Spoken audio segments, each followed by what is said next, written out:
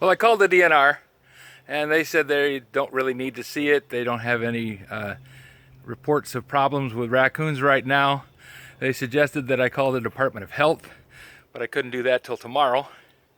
So I might place a phone call to the Department of Health just for the idea that if the animal died without any marks, it was too young to have died of old age. Nothing, looks like nothing killed it, nothing chewed on it. All it had was flies, and it was fairly recent, so I imagine it died this morning.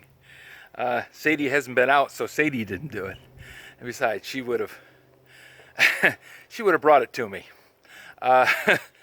So I just buried it in the backyard so Sadie couldn't get to it, and I put a big slab of concrete over the top of it so that she can't dig out the hole, because she's a hunter. She'll go after it.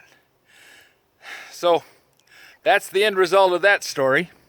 Nothing happens. If you have any suggestions for a new video, questions about today's video, or any of the other videos on the channel, just drop a note in the comments. You know I read them all. Thanks for watching, and I'd be interested to see if any of you guys are running into dead raccoons, especially around Richland, Michigan. Because if it's more than one, then you start to worry. Thanks for watching.